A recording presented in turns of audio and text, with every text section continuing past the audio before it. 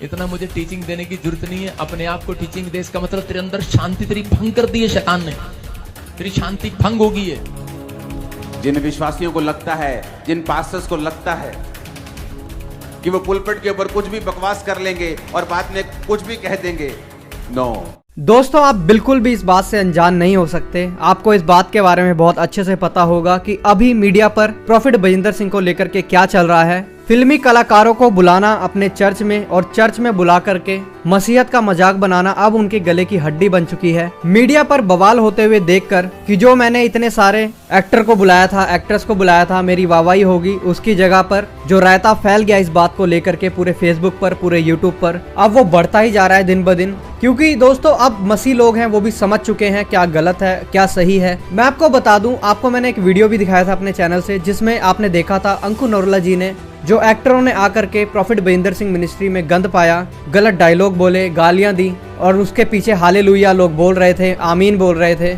इन सब बातों पर एक बयान दिया था जो कि मैंने आपको अपनी इस वीडियो में सुनाया था। लेकिन इसके बाद जो हमारे प्रॉफिट साहब हैं इनको बहुत बुरा लग गया और उन्होंने इसी संडे ताजपुर चर्च में अपनी भड़ास को भी निकाला। बहुत सारी बातें बोली कि तुम मेरे बारे में मत बोलो, तुम खत्म हो जाओगे, मैं एक भविष्यद्वक्ता हूँ, प्रभु का अभिषिक्त दास हूँ। ये बातें वहाँ पर सुनाई, लेकिन इन बातों का कोई मतलब नहीं निकलता। अगर आप एक प्रभु के अभिषिक्त दास हैं तो वैसे ही आपको काम भी करने चाहिए। क्यों लोग अंकुर नरोला को लेकर के बातें नहीं बनाते हैं? क्यों लोग पॉल दिनाकरन जी को लेकर के बातें नहीं बनाते हैं? क्यों लोग इवांजलिस्ट राम बाबू को लेकर के बातें नहीं बनाते हैं? उनके पास भी लाखों की भीड़ है, लेकिन वो परमेश्वर के वचन को खराई से देने वाले लोग हैं। लेकिन आपने जो ये तमाशा क्रिश्चियनिटी का बनाया है ये तो सबको याद रहेगा। दोस्तों, प्रॉफिट बजिंदर सिंह तो अपनी भड़ास निकाल चुके, लेकिन अंकुर नरोला जी ने जो इस संडे बात बोली है वो मैं आपको सुनाना चाहता हूँ। ये आपकी उन आत्मिक आंखों को खोल देगी जो कि प्रॉफिट बजिंदर सिंह मिनिस्ट्री में जाने के बाद आपकी बंद हो चुकी हैं। ये बातें आपको सुननी चाहिए। इन बातों से मुझे भी बहुत कुछ सीखने के लिए मिला और आपको भी इन बातों से सीखना चाहिए।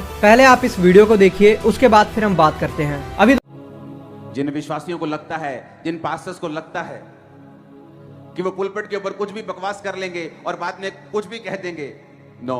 बाइबल कहती है, जीसस ने कहा, जो बातें, जो वर्ड्स मैंने तुमसे कहे हैं, दे आर द स्पिरिट्स। वो स्पिरिट है। जीसस के होली वर्ड स्पिरिट हैं। जब आप होली वर्ड्स को बोलते हैं, स्पिरिट आपको डिलीवर करती है, और जब आप गंदे वर्ड्स को बोलते हैं, शैतान आपकी जिंदगी में एंटर करता है। लोग बोलते हैं अपनी कलीसिया का ध्यान रखो। भाई साहब, मेरी कलीसिया ये नहीं है, ये जीसस की कलीसिया है। अपनी तुम्हारी कुछ नहीं होता, इसलिए बोल रहा हूं बिजनेस छोड़ दो, तभी समझ आएगा अपना कौन थे दूसरा कौन। ये जीसस की कलीसिया है। तुम जीसस की कलीसिया के अंदर दुष्ट आत्मा को प्रवेश नहीं करवा सकते। जीसस ने कहा, जो वचन मैं कह रहा हूं वो स्पिरिट है और जीवन है। आप ऐसे वर्ड्स को नहीं बोल सकते कि आपके सामने हजारों लोग दुष्ट आत्माओं से प्रभावित होकर चले जाएं और नरक के भागी बन जाएं।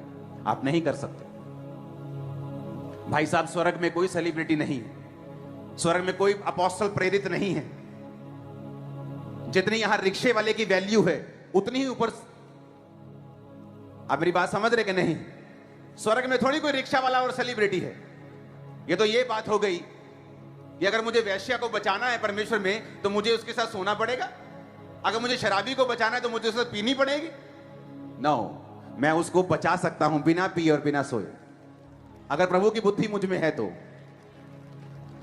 खुदावंद ने कहा, मैं तुझे लोग दूंगा, इंटरनेशनली लोग आएंगे जो प्रभावित करने वाले लोग हैं, आके घुटने टेक कर बचाए जाएंगे। लेकिन आप देखेंगे किस तरह से होगा।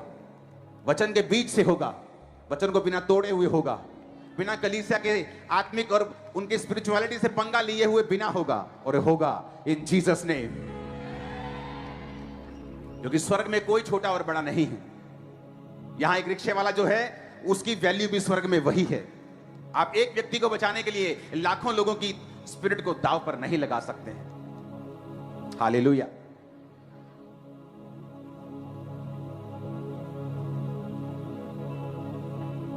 जीसस ने कहा अपने दुश्मन से भी प्यार करना है। इसलिए जब स्पिरिचुअलिटी की बात आएगी मैं बात करूंगा, और किसी बात में मैं बात नहीं करूंगा, क्योंकि मुझे लोगों की स्पिरिचुअल लाइफ से मतलब है वो किसी भी जगह जाते हों, वो हेवन चले जाएं, मेरी सेवकाई कंप्लीट है।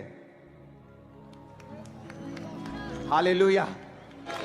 अभी दोस्तों आपने इस वीडियो को देख लिया और मेरा विश्वास है दोस्तों आपको इस वीडियो को देख करके बहुत सारी बातें क्लियर हो गई होंगी। आपसे दोस्तों कोई भी बात छुपी नहीं है। चर्च बनाने के नाम पर 25-25 हजार रुपए लिए गए, तेल पानी बेचा गया, लेकिन अभी तक मुझे वो चर्च कहीं बनती हुई नहीं दिख रही है। अंकुर नरला मिनिस्ट्रीज में भी चर्च बनी है और सबको पता है वो बनकर तैयार हो चुकी है, अभी भी इस पर काम चल रहा है। मैं आपको बता दूं प्रॉफिट बजिंदर सिंह का ऐसा कहना था अपने बयान में इस संडे की, तुम अपनी कलीसियाओं को देखो, मेरे पर दोष मत लगाओ, कुछ ऐसा उन्होंने बोला था। इस बात को लेकर के अंकुर नरला जी ने एक बहुत जबरदस्त बात बोली कि कलीसिया हमारी नहीं है, कलीसिया परमेश्वर की है। ये मैटर नहीं करता जो लोग मेरे पास आते हैं सिर्फ वही स्वर्ग में जाएं, बल्कि मैं ये चाहता हूँ कि जो तुम्हारे पास भी लोग आ रहे हैं वो भी स्वर्ग में प्रवेश करें। ये कोई बिजनेस नहीं है कि ये तुम्हारा है ये मेरा है, कलीसिया परमेश्वर की है। और उसके बाद अंकुर नरला जी एक बात बोलते हैं कि जितनी एक सेलिब्रिटी की वैल्यू है उतनी ही एक रिक्शे वाली की भी वैल्यू परमेश्वर की नजर में है। स्वर्ग में जाकर के ना तो सेलिब्रिटी छोटा होगा या बड़ा होगा, ना ही कोई रिक्शे वाला छोटा या बड़ा होगा, वहाँ पर सब एक समान है।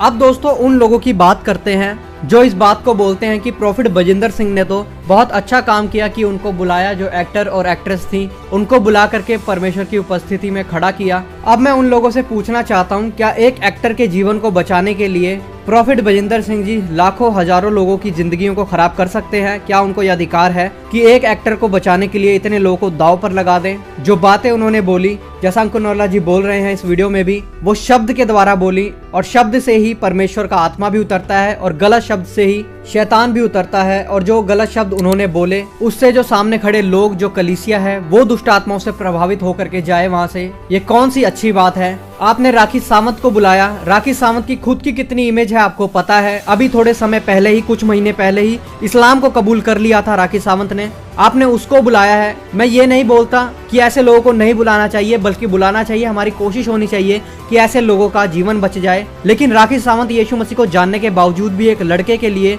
अपने धर्म को छोड़ देती है, यीशु मसीह को छोड़ करके इस्लाम को कबूल कर लेती है। आप ऐसी औरत को अपने स्टेज पर बुला करके क्या दिखा रहे हैं, क्या लोगों के अंदर मैसेज पहुंचा रहे हैं, आपको खुद को पता होना चाहिए। और दोस्तों आपने इस वीडियो में भी सुना कि अंकुर नरला जी भी इस बात को बोलते हैं, वो किसी भी जगह जाते हो, मुझे लोगों की सिर्फ स्पिरिचुअल लाइफ से मतलब है, वो किसी भी तरह स्वर्ग में प्रवेश कर जाएं, सिर्फ यही मेरी सेवा है। मैं आपको बता दूं दोस्तों, ये जो एक्टर्स को बुलाने का जो चलन है, पता नहीं कैसे कैसे नेताओं को बुलाने का चलन है, मैंने कभी भी दोस्तों किसी और चर्च में तो नहीं देखा है। कुछ समय पहले भी हमें देखने के लिए मिला था कि खली को प्रॉफिट बजिंदर सिंह मिनिस्ट्री में बुलाया गया था। क्या खली ने उसके बाद यीशु मसीह को ग्रहण किया? बिल्कुल भी नहीं। नेताओं को बुलाया गया, क्या उन्होंने यीशु मसीह को ग्रहण किया? बिल्कुल भी नहीं। आखिर अंकुर नरला जी भी क्यों नहीं किसी एक्टर को, किसी भी नेता को बुलाते? इवांजलिस्ट राम बाबू भी किसी एक्टर को क्यों नहीं बुलाते? वो भी किसी नेता को क्यों नहीं बुलाते? और उसके बाद जो अंकुर नरला जी सबसे बड़ी बात बोलते हैं, सबसे अहम बात जो मुझे लगी, कि हम किसी को बचाना चाहें, जैसे कई लोग बहाने दे रहे हैं, प्रॉफिट बजिंदर सिंह भी बहाने दे रहे हैं कि ऐसे एक्टरों का जीवन बच जाएगा। अरे ऐसे कैसे एक्टरों का किसी का भी जीवन बच सकता है? बल्कि जिनके पास जीवन है, जो लोग चर्च में आ रहे हैं, उनका जीवन खराब हो जाएगा ऐसी गंदी और घटिया बातों को पुलपिट से सुनकर। और अंकुर नरला जी ने भी इस बात का जवाब देते हुए बहुत जबरदस्त बात बोली कि अगर हमें किसी वैश्या को बचाना होगा तो जरूरी नहीं कि हम उसके साथ पहले सोएं, या किसी शराबी को प्रभु में लाना हो तो पहले हम उसके साथ बैठ करके शराब पिए। ये तो सरासर बेकार की बात हो गई। और जो विश्वासी ऐसे एक्सक्यूज दे रहे हैं उनको भी मैं एक बात बोलना चाहूंगा, किसी को प्रभु में लाने का तरीका ये नहीं होता कि आप उसके साथ बिल्कुल वैसे ही हो जाएं।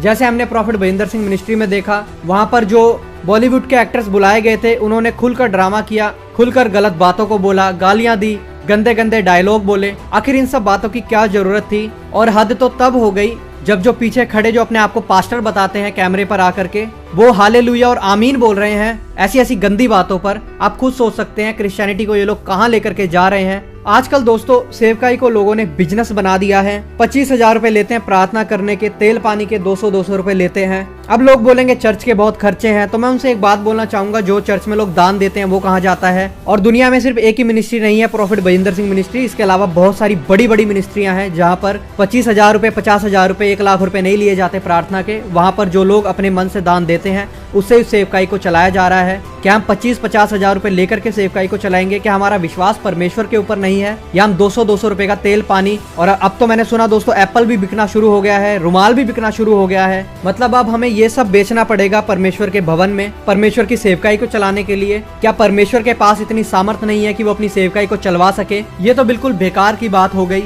लोग सोचते हैं कि हमें बड़ी चिढ़ मचती है उनसे। अरे अगर चिढ़ मचनी होगी तो हमें पॉल दिनाकरण से भी मचेगी। बाहर इतने बड़े बड़े परमेश्वर के अभिषिक्त बैठे हैं, जॉइस मेयर है, बहुत जबरदस्त भीड़ है वहां पर। ना तो कोई चिन्ह चमत्कार दिखाते हैं ना कुछ, लेकिन फिर भी लोग परमेश्वर के वचनों को सुनने के लिए वहां पर आते हैं। क्या आपको चिन्ह चमत्कार कभी स्वर्ग में ले जा सकते हैं? बिल्कुल भी नहीं।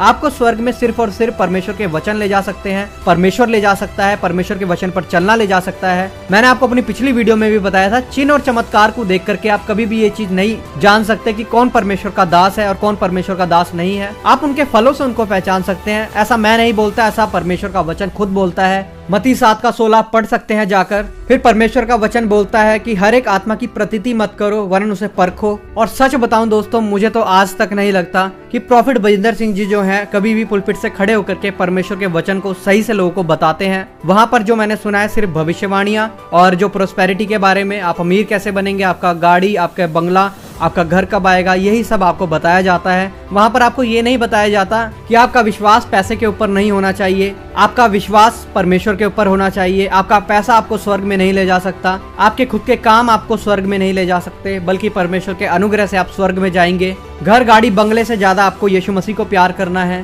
क्योंकि वचन में भी लिखा है ये सब चीजें तो तुम्हें मिल ही जाएंगी। वहाँ पर ये बातें बिल्कुल भी नहीं सिखाई जाती। बहरहाल दोस्तों, वीडियो में इतना ही। आप इन सब बातों के बारे में क्या सोचते हैं जरूर कमेंट बॉक्स में अपनी राय को लिख करके बताइएगा।